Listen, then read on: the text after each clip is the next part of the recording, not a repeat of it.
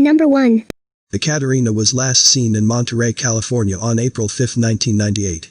She left her home on Casanova Street to go to a friend's residence on the corner of San Pablo Avenue and Judson Street in the Seaside area. Her friend told authorities that Ekaterina stayed until approximately 8 p.m. and last saw her walking towards Fremont Boulevard on her way back home. Ekaterina never arrived home and her mother has not seen or heard from her since. Her mother originally reported her missing as a possible abduction victim. She does not believe her daughter was abducted or killed, but believes Ekaterina ran away to start a new life for herself. Her belief that her daughter left on her own was confirmed when she noticed that some of Ekaterina's clothing was missing from her room. She also hung up posters around the area with her photograph on it. After this, she received several dropped phone calls, and various people reported seeing her in the local area after her disappearance. Her mother also recalled how Ekaterina fell in with the wrong crowd when she was in the 6th grade. She had many good friends in Foothill Elementary School, but didn't to the district guidelines. She was to attend King Middle School. She reportedly got into quite a bit of trouble, and as a result, she was transferred to Fitch Middle School. She was put into a class for children with behavioral problems. By the time Ekaterina returned to King Middle School, her relationship with her mother was strained, and her mother felt they couldn't really connect as well as they could before. The police and the FBI at the time also concluded that Ekaterina left on her own accord. In 2010, a man named Charles Allen Holyfield was named as a possible suspect in Ekaterina's disappearance. He is believed to have committed multiple crimes against women since 1979 in the Monterey area of California. He was also charged with the 1998 murder of Christina Marie Williams. Williams, a 12-year-old girl, was last seen walking her dog on June 12, 1998. She left her home at 7:30 p.m. in the Fort Ord military base area of Seaside, California.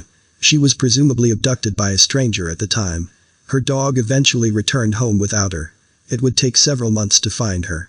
On January 12, 1999, an ecological surveyor discovered Christina's remains on a small nature preserve that belonged to the University of California.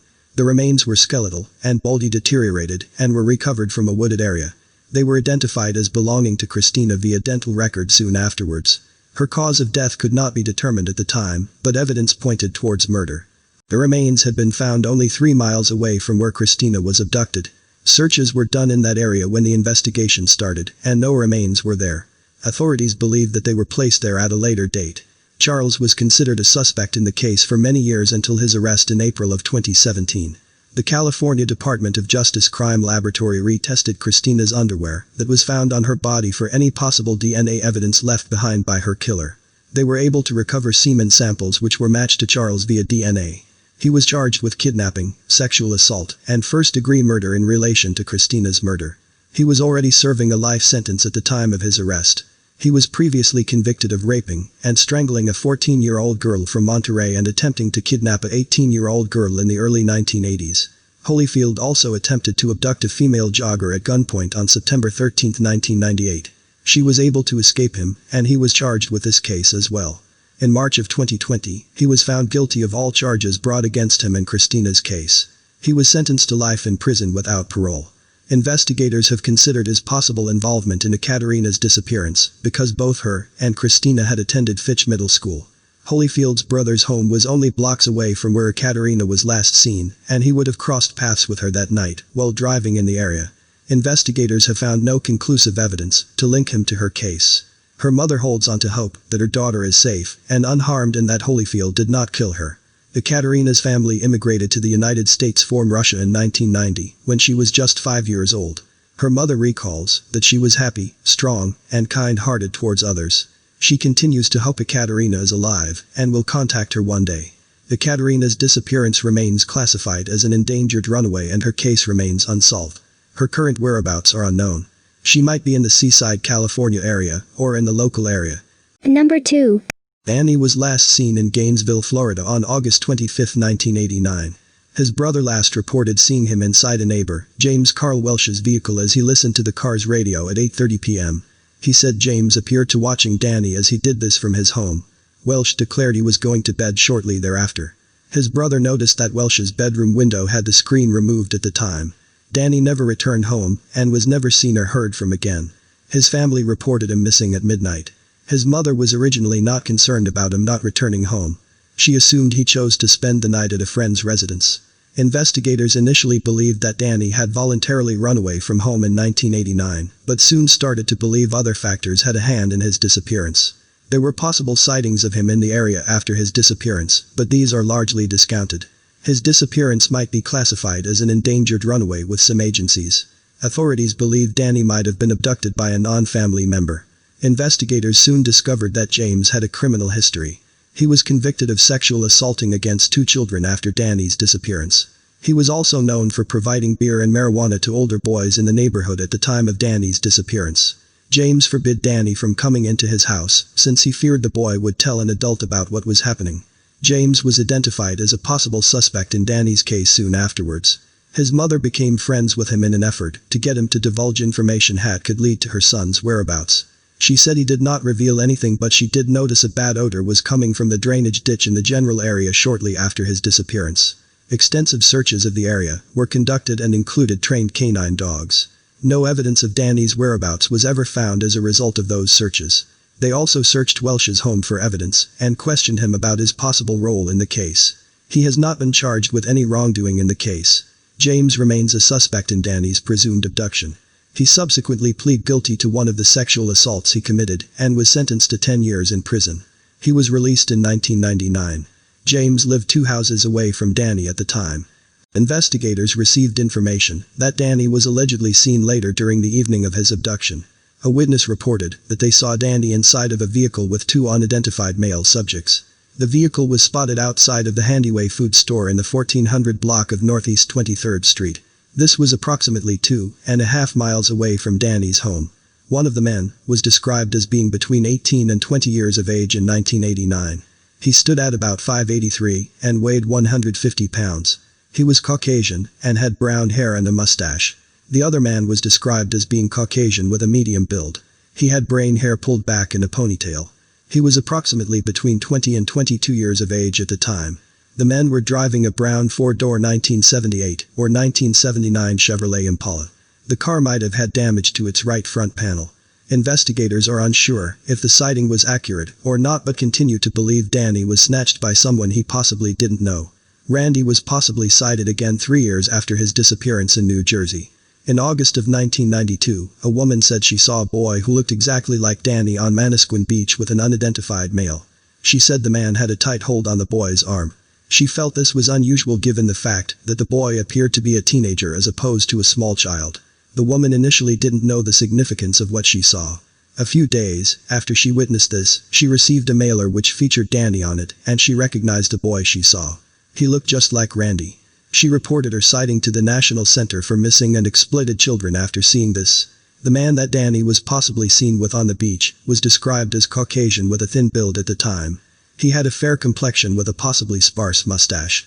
He was said to be between 38 and 43 years of age at the time of the sighting in 1992. He stood between 5'83" and 5'93" and weighed around 155 pounds at the time. The man was seen wearing thin black-rimmed prescription glasses and an apparently outdated blue swimsuit. Investigators have said it's possible the man's entire wardrobe and choice of dress was outdated.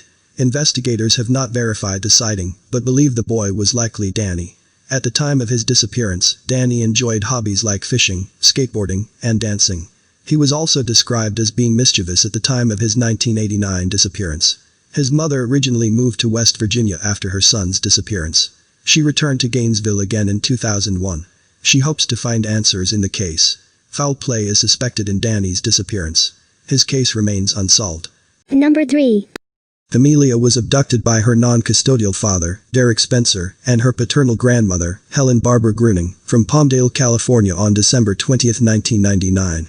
Investigators believe they may also be in the company of Gertrude Schoenberg, Helen's mother. The case begins with Derek meeting Camellia's mother, Sonia Kopeleckia, about a year before the birth of Camellia. This was a dark time in Sonia's life as she has just lost her best friend. He listened to her about the death and she said no other guy she met did this. The pair began to date. It was soon afterwards that Sonia met Helen. Derek was still living with his mother by the time he started dating Sonia. She described Helen as a kind and sweet woman at first. She said that when she and Helen first met, Helen said, "I always wanted a little girl baby." With that, Camellia was born 9 months afterwards. Sonia said Helen was absolutely thrilled at the fact that she had a little granddaughter. Derek was not very enthused about the birth of his daughter. When Camellia was 6 months old, Derek walked out on both of them. His belongings were gone from their bedroom. Derek moves back in with Helen. After this, Helen became bitter and ruthless towards Sonia. She wanted custody of her granddaughter, and concocted a plan which would involve Sonia losing custody of her daughter. Helen began by making Sonia seem like a disturbed and bad mother to her daughter. She began to try and set up visits with her granddaughter, but Sonia would always push her off. Helen then began filing criminal complaints against Sonia. She claimed that Sonia made terroristic threats towards her. Helen also claimed that Sonia threatened to kill her, Derek, and Camellia. She also accused her of child abuse. During this time, Sonia was being hospitalized for a seizure. The complaints worked and Sonia was arrested. This was actually the first time Sonia had ever been arrested.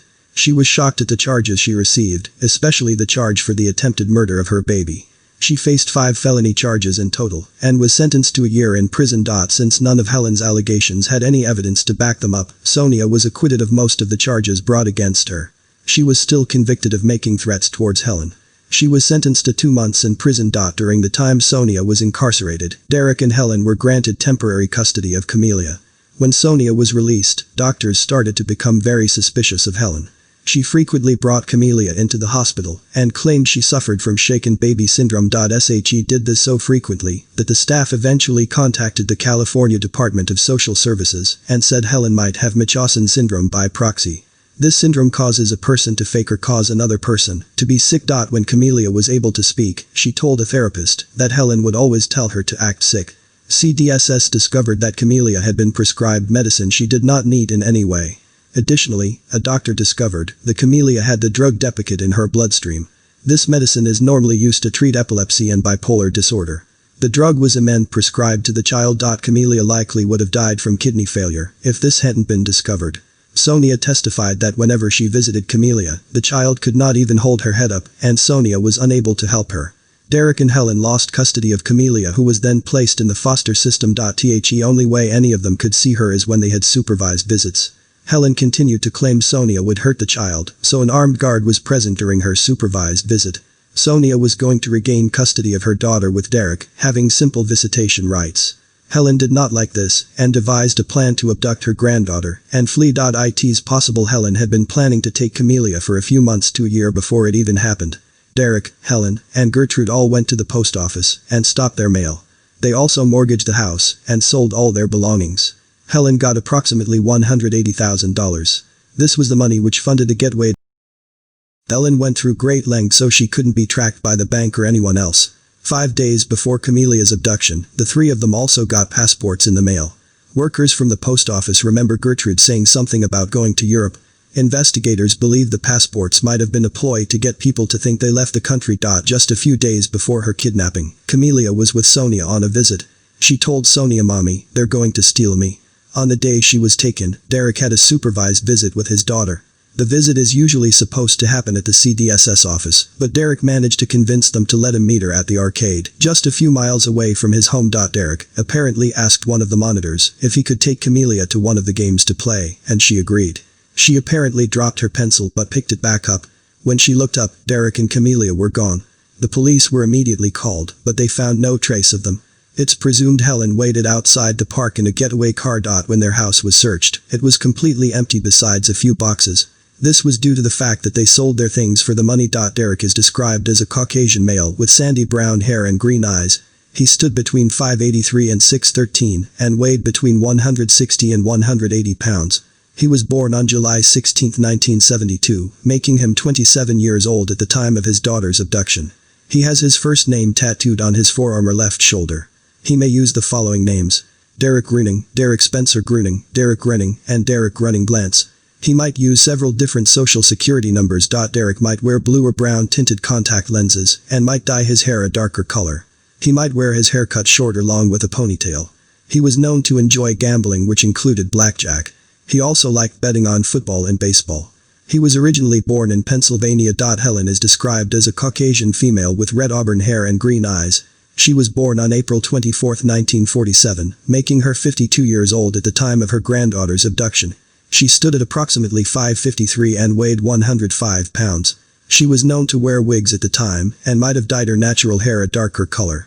She might use the following names: Helen Glantz, Helen Gottlieb, Helen Spencer Glantz, Helen Gruning, and Helen B. Gruning. Helen might use several different social security numbers. She is a doll collector and is known to frequent antique conventions. She is known to suffer from migraines and may need medical attention as a result of these. She was originally born in New York. Gertrude is described as a Caucasian female with gray hair and hazel eyes. She stood at approximately 5'63" and 120 pounds. She was born on October 22, 1917, making her 82 years old at the time of her great-granddaughter's abduction. She might use the last names of Glantz and Gottlieb. She was originally born in Europe. Derek and Helen were both charged with child abduction, and state warrants for their arrests were issued on January 12, 2000. The warrant was issued by the Los Angeles Superior Court. On October 27, 2000, federal warrants were issued against them for unlawful flight to avoid prosecution. They've never been found. There are no warrants for Gertrude's arrest. Gertrude might be in need of medical and/or dental attention. They may have traveled to southern Florida after the kidnapping. They had relatives living there. They might also travel to Las Vegas, Nevada. They do have some connections to Canada as well. It's been considered that they may have traveled to Europe. They don't speak any other language besides English. Sonia hopes to find her daughter and bring her back home. Caution is advised as the abductors are considered armed and dangerous. Camellia's disappearance remains unsolved, and her current whereabouts are unknown. Number 4. Brian went missing from Trenton, Michigan on October 16, 1990. He was last seen the previous night after he left his family's residence and showed up at a friend's house. He was never seen or heard from again. His friend originally claimed that Brian left his home between 12 a.m. and 1 a.m. to return to his home. His friend would later change his story and say he and Brian planned to run away together at the time of his disappearance. His parents do not believe Brian ran off or had any plans to do so. He was loved and wanted in his family and had recently gotten $300 worth of clothing and shoes. He took no other personal belongings besides the clothing he was wearing that night. Brian was also not having any family problems or home issues at the time. His parents believed that, if he ran away, he would have packed up some stuff and taken clothing with him. He also left behind a new backpack. Investigators suspect that foul play was involved in Brian's disappearance and have named multiple suspects in his disappearance. One of those suspects was an older man with graying hair. He was known to roughhouse with boys, including Brian, behind Trenton City Hall. He referred to Brian as son and said he could kill him after a wrestling incident. Investigators have also named several persons of interest in the case. Some of those people were close to Brian's age when he went missing in 1990. No one has been held accountable for his disappearance, and investigators remain skeptical as to what happened to the boy. At the time of his disappearance, Brian was described as gentle, quiet, and intelligent. He was known to play around with computers and games when he disappeared. He also loved his baby sister, who was 4 years old when he went missing. For 10 months after that, she would set a place at the table for Brian. Brian's disappearance remains unsolved and foul play is suspected. His mother hopes he is alive and will one day return. Number 5. Janice Pocket was last seen in Toland, Connecticut on July 26, 1973. She was last seen leaving her family's residence on Anthony Road at approximately 3 p.m. She planned to ride her metallic green Murray bicycle through the neighborhood to find a dead butterfly she found 2 days before her disappearance while on a family walk. Janice put the butterfly behind a rock which was visible from the middle of the street in front of her home. Janice was given permission to go by her mother, but was told to be back very soon. This was actually the first time Janice had been allowed to go out on her own. Her bicycle had a banana seat and a bell on it as well. She was carrying an envelope to put the butterfly in. When Janice didn't return home within 30 minutes, her mother went out looking for her. She found Janice's bike on Rhodes Road near a wooded area that wasn't even a mile away from her home. The envelope and butterfly were never located. An extensive search took place for Janice. It was possibly one of the biggest searches in Connecticut history, with over 800 people looking for her. No evidence of her whereabouts was found. Investigators believe Janice was abducted by a non-family member. It's likely she was pulled into a vehicle due to the fact that no trace of her was found. They have no idea of who could have taken Janice, but have a few suspects in mind. Authorities have named Charles Pierce as a suspect in her disappearance. Charles confessed to kidnapping and murdering Janice in 1973. In addition to that confession, he also confessed to killing an unnamed boy in Lawrence, Massachusetts. Authorities believe that he actually may have confessed to killing Angelo Puglisi, a boy who went missing from Lawrence in 1976. Pierce claimed that the two children were buried in close proximity to one another, but authorities never found any remains. He is suspected in the disappearances of dozens of other missing children's cases from the 1950s to the 1970s in the New England region. Pierce was convicted of killing Michelle Wilson, a young girl who was kidnapped on November 22, 1969, and brutally sexually assaulted and strangled in Lawrence, Massachusetts. Pierce dumped her body in a wooded area and led authorities to it a decade later. He was serving a 20-year prison sentence when he died of cancer on February 17, 1999. Investigators have found no evidence that Pierce was involved in Janice's case. Another suspect in her case is Nathaniel Bar Jonah. He is believed to have raped and murdered multiple children throughout his life. He is also considered a possible suspect in the 1978 disappearance of Andrew Amato, the 1996 Montana abduction of Zachary Ramsey, and the 1997 Wyoming disappearance of Amanda Gallion. Nathaniel was named as a suspect in Janice's case in 2000. In that year, investigators found the bone fragments of a child buried 6 feet underneath his dirt-floored garage in Montana. The bone fragments were not those of Zachary Ramsey. Janice and Amanda's family sent their DNA for comparison to the remains, but they also did not match. Andrew's DNA was never compared with the bones. Investigators also believe Bar Jonah was involved in cannibalism. Human hair was found in a meat grinder at his home. It did not belong to any of his possible missing victims. The reason why investigators have questioned his possible involvement in Janice's apparent abduction was since he grew up and lived in Webster, Massachusetts at the time. Webster is only 20 miles away from Tolan. Nathaniel would have been 16 years of age when Janice disappeared, but he had already strangled a former playmate by that time. He also served a prison sentence for the abduction and attempted murder of 2 boys from Massachusetts in 1977. He was also found guilty of 2 counts of child molestation in Montana in 2002. In December of 2001, a handwritten list by Bar Jonah surfaced. It was titled Lake Webster, and it included the names of multiple alleged victims of Bar Jonah. Some news reports have falsely claimed that Andrew Amato was among the children on the list, but he wasn't, and there's no evidence suggesting he was involved in that case. When Janice disappeared, Bar Jonah's given name was David P. Brown. Bar Jonah died of a blood clot in Montana prison in 2008. He was 51 years old when he died. He was never charged with any wrongdoing in Janice's case, and there's no evidence suggesting he was actually involved. Some have connected Janice's disappearance to the cases as other missing girls from the Vernon-Toland area of Connecticut. In 1968, 13-year-old Deborah Spickler went missing from the Vernon area in a park. In 1974, another 13-year-old girl named Lisa White also disappeared from Vernon, Connecticut. Both girls are still missing, as of currently. In 1975, 20-year-old Susan LaRosa disappeared after she left her apartment in downtown Rockville to go to a drugstore in order to call her mother. She went missing in close proximity to the area that Lisa White vanished from in 1974. Susan's skeletal remains were found a few years later. Her murder remains unsolved. In 1976, 18-year-old Patricia Luce disappeared after she asked her older brother to drop her off at a 7-Eleven store on Route 38. This was not far from her home. She remained missing for nearly a year until her body was discovered. Her murder remains unsolved. There's no proof that the cases are connected, but the time period between the disappearances and murders have been noted. No one has ever been arrested in May of these cases, or criminally charged. At the time of her disappearance, Janice was described as the girl who was in charge and was confident in herself. She and her sister enjoyed nature and things like small creatures, toads, and bugs. They would look out for these when outside. She would do many things and activities with her family. Her sister, Mary, continues to fight for answers in her disappearance.